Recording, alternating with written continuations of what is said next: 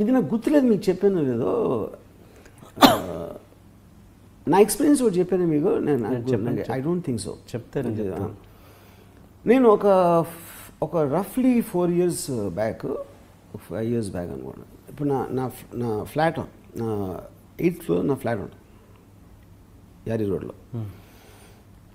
ఎప్పుడు రోజు ఏమవుతుందంటే నేను బయటకు వస్తాను, నా బాయ్ ఏమో కింద నా డ్రైవర్కి ఫోన్ చేస్తాడు, నేను లిఫ్ట్లో కిందకు వస్తాను.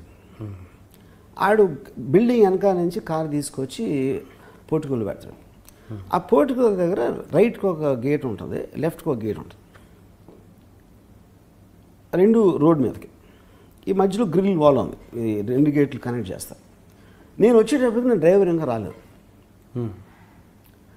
నేను గ్రిల్ బయట ఒక వ్యాన్ ఆగుంది, ఆ వ్యాన్లో ఒక 4 కూర్చుని నన్ను చూస్తున్నారు.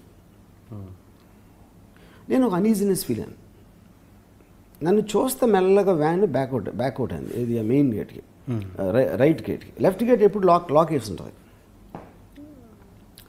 నేను వాళ్ళు నన్నే చూస్తే అలా వ్యాన్ బ్యాక్ అవుతుంది. బ్యాక్ అయ్యేటప్పటికి నేను కొంచెం వెనకాలకు నడిచాను. ఆ వాల్ కట్అప్ చేసేసింది, నాకు కనపట్ల రైట్ గేట్. ఇప్పుడు నేను వెనక్కి వచ్చింది కాబట్టి ఏంటంటే నన్ను చూస్తున్నారు అనే ఒక నాకు ఫీలింగ్ వచ్చింది. నేను ఇలా వచ్చేటప్పటికి అక్కడ వాచ్మెన్ వాళ్ళతో మాట్లాడుతున్నాడు, ఎవరు మీరు అన్నట్టు మాట్లాడుతున్నాడు. అదొక్కటి చూశాను జస్ట్ నేను. ఈ లోపల నా డ్రైవర్ వచ్చాడు. డ్రైవర్ వచ్చి కారు ఆగింది. నేను కొంచెం ముందుకు వచ్చేటప్పటికి వ్యాన్ లేదు అక్కడ. ఓ లేదు వెళ్ళిపోయి ఉంటుంది అని నేనే ఇమాజిన్ చేసుకున్నాను అనుకుని నేను నా కారు వెనకాల సీట్లో ఎక్కాను. ఎక్కుతా ఉంటే నా డ్రైవర్ ఈ టేప్ చూస్తున్నాడు కొంచెం రైట్లోకి.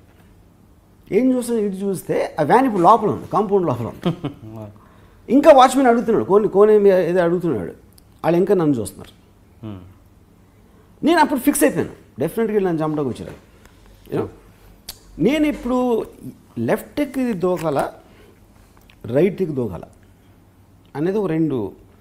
లెఫ్ట్కి దూకితే రోడ్ వైపు గేట్ లేపు ఉంటుంది, లెఫ్ట్ గేట్ క్లోజ్ చేసి ఉంటుంది. రైట్ గేటు వాళ్ళు ఈజీగా రీచ్ అవ్వగలరు. రైట్కి దూకితే మళ్ళీ బిల్డింగ్లోకి వెళ్ళాలి.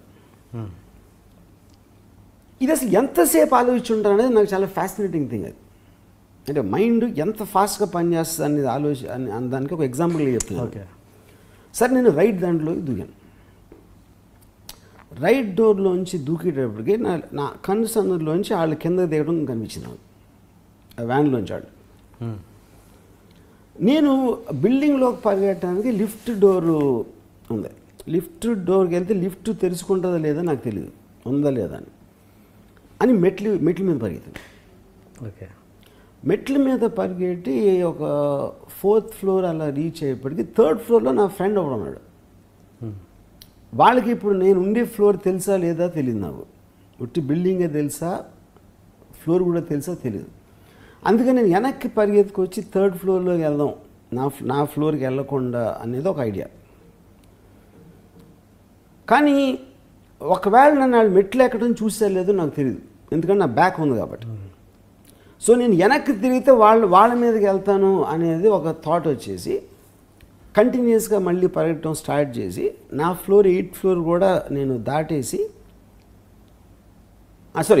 5th floorలో నేను లిఫ్ట్ కనిపించింది. 5th floor ఇమీడియట్ లిఫ్ట్లోకి ఎక్కి 10th floor బటన్ నొక్కాను. సో అది క్రాస్ అయిపోయి నా ఫ్లోర్ 8th floor క్రాస్ అయిపోయి 10th floorకి వెళ్ళిపోయింది. అప్పటికి నాకు డెఫినెట్లీ సేఫ్ అని ఫీలింగ్ వచ్చింది. ఎందుకంటే వాళ్ళు ఒకవేళ నా ఫ్లోర్ తెలిసినా కూడా ఏ ఫ్లోర్ చెక్ చేసేంత టైం వాళ్ళకి ఉండదు. 10th floorలో నేను డోర్ బెల్ నొక్కాను. డోర్ బెల్ నొక్కితే ఎవరో ఓపెన్ చేసి నన్ను గుర్తుపెట్టాడు. అతను ఓపెన్ చేసిన అరే క్యా రమేజీ కమిన్ సైడ్ నేను తోసుకుంటూ లోపలికి వెళ్ళి డోర్ వేసాను. డోర్ వేసేసి ఫోన్ చేయడానికి వేస్తే ఫోన్ కార్లో వదిలేసాను, ఫోన్ లేదు. క్యాన్ మేక్ ఫోన్ కాల్ అని అతను ఫోన్ తీసుకున్నాను. నాకు ఒక్క నంబర్ తెలియదు, ఎవరికి ఫోన్ చేయాలని. ఈ లోపల వాళ్ళు కంగారు పడుతున్నారు, ఏంటి సడన్గా రూమ్లోకి వచ్చి తలిపేసాడని ఆ ఫ్యామిలీ అక్కడ ఉన్నది. నేను అప్పుడు వాళ్ళకి చెప్పాను, ఇలా జరిగింది, how do I talk to the police, మీ దగ్గర పోలీసు అంటే అప్పుడు అతను లోకల్ కంట్రోల్ రూమ్ ఫోన్ చేయను అన్నాడు. ఈ లోపల నాకు ఐడియా వచ్చిందంటే మీకు డ్రైవర్ ఉన్నాడా, ఎక్కడ ఉన్నాడు, కింద ఉన్నాడు, మీ డ్రైవర్కి ఫోన్ చేయండి ఫస్ట్ అని. ఆడు ఫోన్ చేసి డ్రైవర్కి వచ్చి నా డ్రైవర్ ఆడికి తెలుసా అని అడగనాను. తెలుసు అన్నాడు. అండ్ పిల్లవాడి ఫోన్లో అంటే నా డ్రైవర్ వచ్చాడు ఫోన్లోకి. నేను క్యావర్ అన్నాడు, ఏమవుతుంది ఏంటి అదంతా అంటే, లేదు సార్ వాళ్ళు లిఫ్ట్ రిపేర్ చేయడానికి వచ్చేది మనుషులు అని చెప్పి. ఓకే. సో నేను నన్ను నా వంక ఎందుకు చూస్తున్నానంటే మిమ్మల్ని గుర్తుపెట్టాను. ఇది యాంటీ క్లైమాక్స్ ఇది. సో ఇప్పుడు నేను ఇది ఎందుకు చెప్తున్నానంటే, ఇలాంటివి చాలాసార్లు జరిగినాయి నాకు, కానీ చాలాసార్లు ఇలా రియాక్ట్ అవ్వాల. దీనికి ముందు ఒకసారి ఏమైంది, నేను ఆఫీస్ నుంచి బయటకు వచ్చాను, కార్లో నేను ఫ్రంట్ సీట్లో కూర్చోను. కొంతసేపు నా డ్రైవరు సార్ మన ఎవరో ఫాలో చేస్తున్నారు అని చెప్పాడు. ఎవరంటే మోటార్ బైక్ మీద వస్తున్నాడు ఒక అతను. చూస్తే ఒక మోటార్ బైక్ వస్తున్నాడు వెనకాల. నీకే ఫాలో అవుతున్నాడు అంటే మన ఆఫీస్ బయట స్టాండ్ మీద నుంచున్నాడు. మనం బయటకు వచ్చిన తర్వాత ఆడెక్కి ఫాలో అవుతున్నాడు. సరే నేను చూస్తున్నా, ఈ ఏ టర్న్ తెప్పినా ఆడు తిరుగుతున్నాడు. నా డ్రైవరు పోలీస్ స్టేషన్కి వెళ్దాం అన్నాడు. వద్దు మన ఇంటికి వెళ్ళిపోదాం. ఆ ఇంటికి వచ్చి లోపలికి వెళ్ళి ఆగాడు. ఆడొచ్చి ఆగాడు గేట్ బయట. నేను దిగాను. అక్కడ బైక్ దిగాడు. ఆడ ఒక బ్యాగ్ ఉంది నేను ఆడిని చూస్తా ముందుకు వెళ్ళాను ఆడవంక ఏంటని. ఆడు నా దగ్గరకు వస్తా ఆ చెయ్యి ఆడు బ్యాగ్లో పెట్టాడు.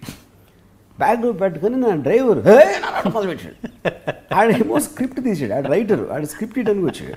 ఆడు ఆఫీస్లోకి లోపలికి రానిట్లేదని.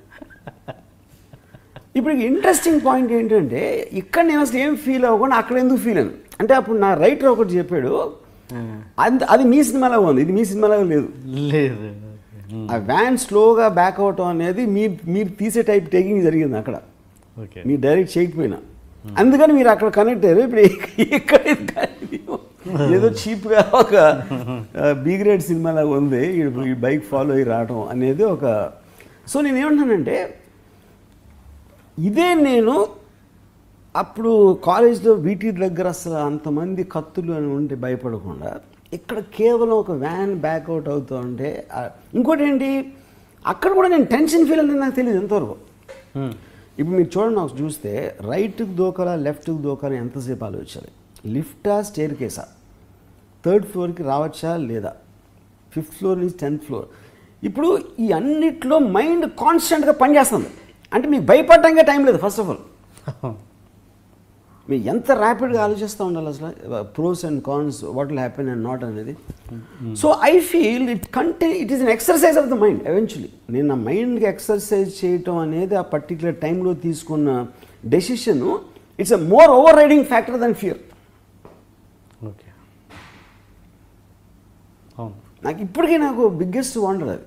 రైట్కి జంప్ చేయాలా లెఫ్ట్కి జంప్ చేయాలా, రైట్ అయితే ఇది లెఫ్ట్ అయితే ఇది, అది ఎంతసేపు ఆలోచించి ఉండాలి. సెకండా, అర సెకండా, 2 సెకండ్స్, ఎట్లా, I think it's very difficult. నేను మాట్లాడినప్పుడు కూడా అట్లీస్ట్ అంత టైం ఉండదు కదా ఆలోచించడానికి. ఈ లోపల ఆల్రెడీ వాళ్ళు దిగటం, వాళ్ళు దిగకపోవడం ఏదో ఒకటి జరగాలి. అలాంటి లైఫ్లో చాలా వస్తాయి కదా సిచ్యువేషన్స్, అలాంటి చాలా వచ్చినాయి చాలా. ఈ 2 సీన్స్ నాకు తెలుసు యాక్చువల్గా. నేను నెక్స్ట్ అదే అడుగుదాం అనుకున్నాను, మీరే చెప్పారు యాక్చువల్గా. తెలుసు నాకు, మీరు చెప్పలేదు కాకపోతే. ఓకే, అంటే కాదు, అంటే ఇప్పుడు నేనైతే అసలు భయమే లేదంటున్నారు. మరి ఇలాంటి అంటే ఇప్పుడు అదే నేను చెప్పింది, భయమే లేదు అంటే భయపడిన ఇన్సిడెంట్ చెప్పాను ఇప్పుడు మేము. కానీ దీంట్లో మిక్స్ ఏమన్నది ఏంటంటే ఒక థాట్ ప్రాసెస్. నాకే ఇప్పుడు మీకు భయం అనేది ఒక ఇన్స్టింక్ట్, మీకు అసలు మీ మైండ్ని బ్లాంక్ చేస్తుంది. అంటే ఒక ఫియర్ సైకాసిస్ అనేది డెఫినేషన్. కానీ మొత్తం ఇన్సిడెంట్లో నా థింకింగ్ ఎక్కువ గుర్తుంది నాకు. నేను అసలు భయపడ్డానా లేదా అనేది నాకు గుర్తులేదు. ఎందుకంటే నాకు అంత ఆలోచించినప్పుడు మీకు ప్యూర్గా ఫియర్ ఫీల్ అవ్వడానికి అసలు టైం లేదు అక్కడ. First of all okay, 3rd flora 4th flora, రైటా లెఫ్టా, లిఫ్ట్ ఉందా లేదా, ఇది అది అనేప్పుడు అయిపోయింది. 10th ఫ్లోర్ రీచ్ అయ్యేటప్పటికే ఫియర్ లేదు, ఎందుకంటే I already know I was in control. So మొత్తాన్ని మీరు ఇప్పటివరకు భయపడలేదు అంటారు, అంటే దాన్ని భయం అన్నారు. ఇప్పుడు భయం అనేది ఇట్స్ ఎమోషన్ అండి. అది ఏ డిగ్రీలో ఎవరు ఎంత ఫీల్ అవుతారో అనేది it's very difficult thing to say. ఎందుకంటే ఇప్పుడు నేను 50,000 మంది వంగవీటి ఫంక్షన్ ఉన్నప్పుడు మాట్లాడితే ఎరగొడతా అని చెప్పారు. అంటే అది ధైర్యంతో కాదు. 50 మంది ఉంటే నేను చెప్పను. అది 50 మంది ఉంటే 50,000 మంది ఉంటే చెప్పొచ్చు. ఎందుకంటే 50,000 మంది ఫాలో గ్రూప్ ఉంటే వాళ్ళు గొర్రెలు అవుతారు. ఎప్పుడు గొర్రెలు ఏం చేయలేవు, ఎవరు సీరియస్గా తీసుకోవాలి. 50 మంది 5 అనుకోండి, అది చాలా డేంజరస్. అది పర్సనల్ అయిపోతుంది. Good point. ఈ అండర్స్టాండింగ్తో నేను అంటాను కానీ ధైర్యంతో కాదని ఇది. ఓకే. సో నాకు psychological aspect of human beings మీద understanding, that is my main identity. As a film maker I'm very very small. Film maker నేను అనుకోను అసలు. ఇది అప్పుడు నేను సినిమాలు తీస్తాను, అది వేరే విషయం. But my main identity is a psychological aspect. Okay. Yeah.